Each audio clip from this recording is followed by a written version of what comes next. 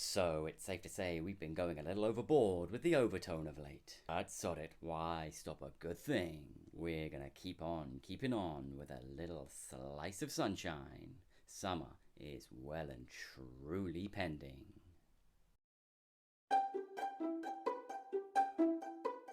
As mentioned in the previous review, Overtone are a Scottish brewery based in Glasgow and founded in 2018 by Chinese home brewer Bo Wei Wang. Bo Wei was then joined by East Coast native Dan Miller, and they've been smashing the New England style ever since. And today's brew should no doubt be no exception, as it promises to be thick, hazy, and packed to the rafters with lots of tropical notes. Balanced off with notes of coconut and lime, and hopped with three of my absolute favourites: the Galaxy, the Muteka, and the always controversial Sabro. And with an oh so reliable untapped score over 4, this little slice of summer I have very high hopes for. So let's have ourselves a little winter sun. Let's get pouring.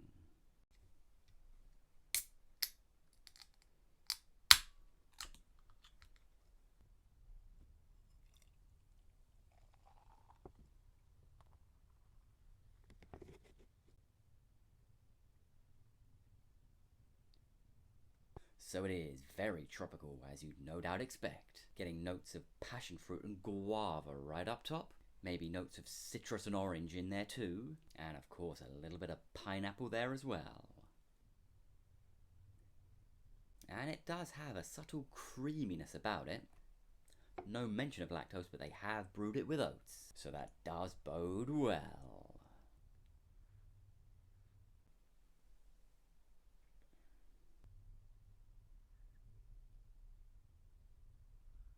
So there is a tangy tropical note right up top.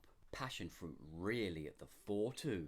And then there's a citrus break as it fades into a bitter grassy tail.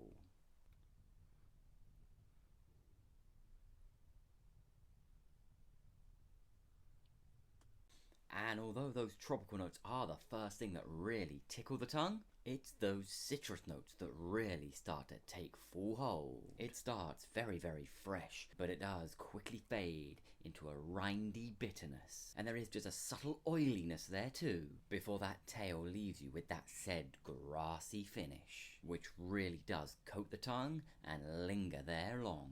It wasn't quite the taste of summer I was expecting.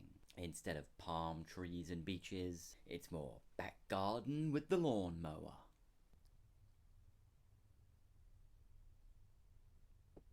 And some of that initial tanginess has subsided to a softer, sweeter note right up top, but it is still that citrus that's really dominating the show and carrying through with a real West Coast style bitterness.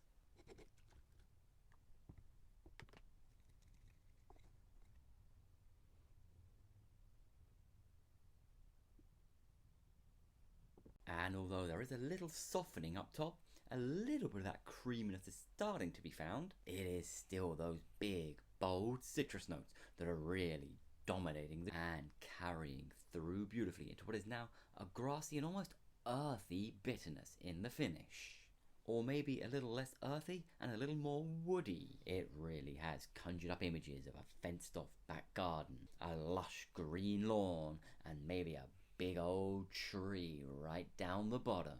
Maybe a little swing gently flowing in the breeze.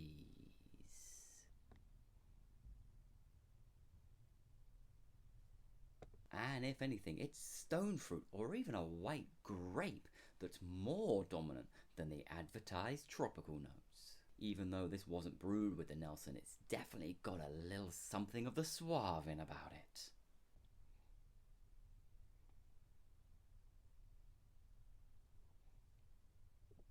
And although it may not be New England by taste, it sure does look the part, and it sure does have the body for it.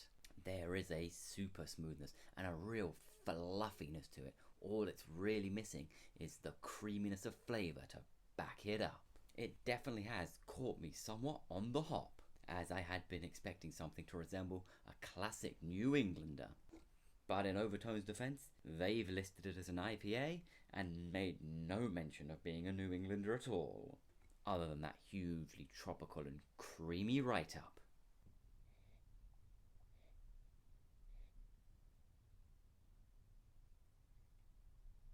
And now we're down into the tail of the beer. All of those fruity notes have started to combine, and we're getting something of a fruit punch cocktail going on. And there's almost a subtle minty note in there, which we all know the Sabro is ever so common for. And those grassy notes, they've almost taken on a damp quality.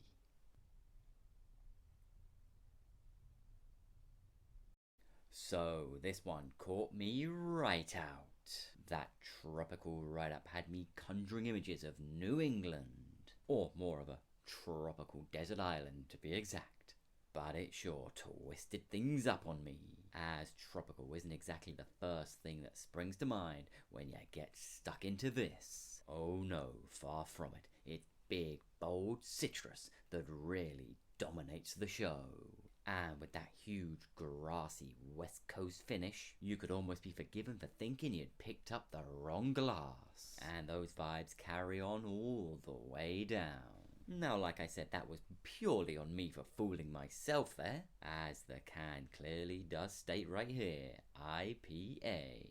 But come on, dude. With that hot bill and all that talk of tropical notes, you must have been thinking the very same yourselves. Straight up subterfuge, I tell thee. But it was New Englandy in at least one sense. In that body, as it was super smooth and fluffy in the mouth like whipped cream.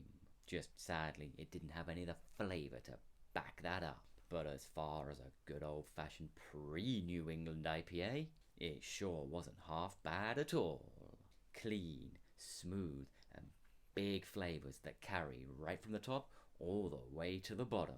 Actually pretty flawless in that respect. But I was just left feeling a touch robbed by what was promised. Fool me once, Overtone. Ha! Who am I kidding? You can keep fooling me as long as you like. I'm coming back for more.